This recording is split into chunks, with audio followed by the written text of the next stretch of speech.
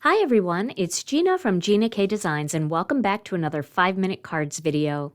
Today I'm going to show you how to create some movement using the Lots of Dots die set along with the Fancy Feathers stamps and dies. To begin this card, I have a piece of cardstock that measures about 4 inches by 5 3/4 of an inch. And I'm going to do a little bit of ink blending on it. Now my first color is Peach Bellini. For this ink blending, I'm not worried about it being perfectly smooth. Now you know that Gina K Designs dye inks have a smoothing agent in them, so even though I'm not worried too much, you'll see at the end, this is going to look super smooth. But I'm just getting some color on there, and I'm going to do a blend of 3 colors. So my first color was Peach Bellini, and my second color is Bubblegum Pink. And I'm blending that Bubblegum Pink up into that Peach Bellini and then down just a little bit to about the halfway mark on this piece of cardstock. Then I'm going to add one more color to this, and that is Wild Lilac. And I'm blending some of that Wild Lilac into that bubblegum and then down about 2/3 of the way down on this piece of cardstock. Now I've cut 2 panels here using our Master Layouts 8 die set. I cut a white one using the stitch die and a black one using the plain rectangle from the set. On that white panel, I am positioning the Lots of Dots dies. There's a lot of them in the set, but I'm using the 2 that you see here, and then I'm adding the Fancy Feathers down at the bottom. Now I'm not going to cut that Fancy Feathers, but I just wanted to make sure everything fit well. I'm going to remove the Fancy Feathers, but first I want to make sure that I have room for my greeting. So I'm using the With Sympathy greeting from the new stamp set by Arjita Singh, and I will put all the details here in the description on my YouTube channel. So I've cut those dots out, and you can see all of the movement that creates by putting those 2 dies in those positions.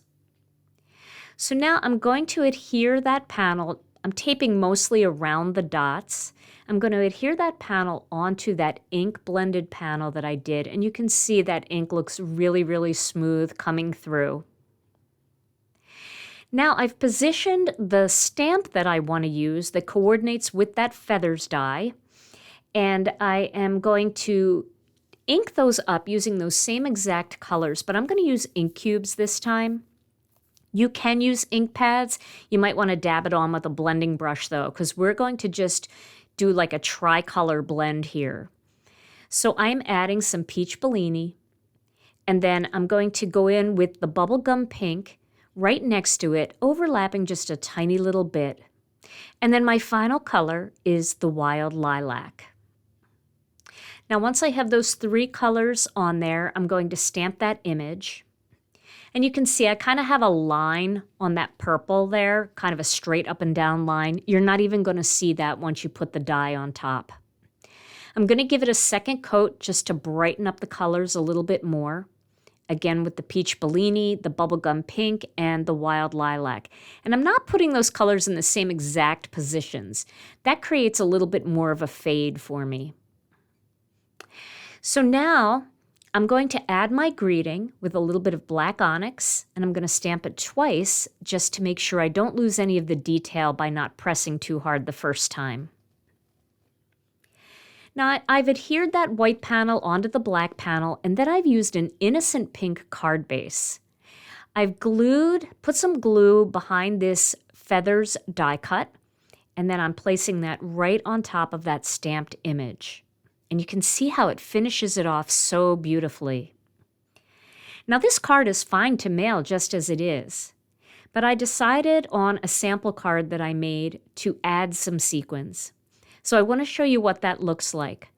I just added a curve of sequins along that curved line of the Lots of Dots die, and I think it adds just a little bit of shimmer, and it doesn't feel wrong on this sympathy card because it feels kind of heavenly.